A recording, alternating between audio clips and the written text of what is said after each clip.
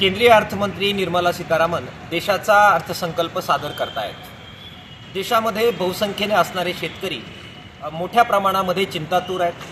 गेल्या काळात शेतीचा उत्पादन खर्च सातत्याने सरकारी धोरणांमुळे वाढतो आहे।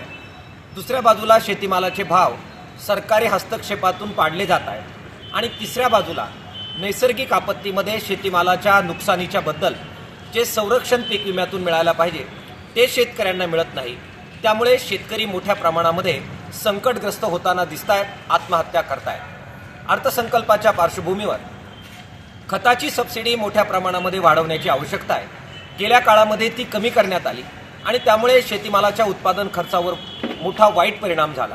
त्याचबरोबर ज्या वेगवेगळ्या प्रकारच्या जीएसटी आणि कर ही शेती उत्पादनांवर, शेती सेवांवर लावण्यात आलेले आहेत, त्यामुळे सुद्धा शेतीमालाचा उत्पादन खर्च सातत्याने वाढतोय।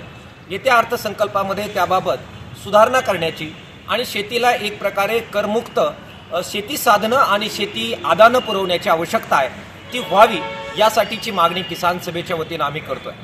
दुसऱ्या बाजूला जे शेतीचं उत्पादन निर्यात केलं जातं त्याला चालना देण्याचं धोरण घेत शेतीमालाला आधारभाव कसा मिळेल याबाबतच्या भूमिका घेण्याची आवश्यकता आहे।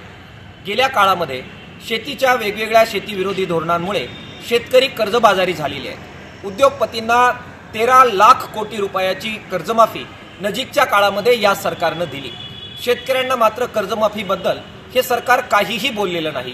त्यामुळे आता कर्जमाफीचा विचार करण्याची वेळ आलेली आहे। सरकारने शेतकऱ्यांची एक वेळा संपूर्ण कर्जमाफी करावी, ही सुद्धा अत्यंत महत्त्वाची मागणी किसान सभेच्या वतीने आम्ही करतो आहोत। नैसर्गिक आपत्तीमध्ये शेतकऱ्यांना संरक्षण देण्यासाठी पीक विमा योजनेसाठी चांगली भरीव तरतूद आणि त्याचप्रमाणे ग्रामीण भागामध्ये रोजगार हमीची कामं मोठ्या प्रमाणात सुरू व्हावी, यासाठी रोजगार हमीच्या कामांसाठी सुद्धा भरीव तरतूद या अर्थसंकल्पामध्ये व्हावी, अशा प्रकारच्या मागण्या आणि अपेक्षा किसान सभेच्या वतीने आणि महाराष्ट्राच्या शेतकऱ्यांच्या वतीने आम्ही व्यक्त करत आहोत।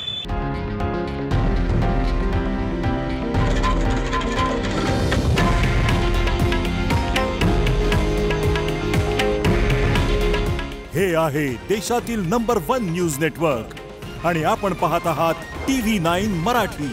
काळजी तुमची, हित महाराष्ट्राचं।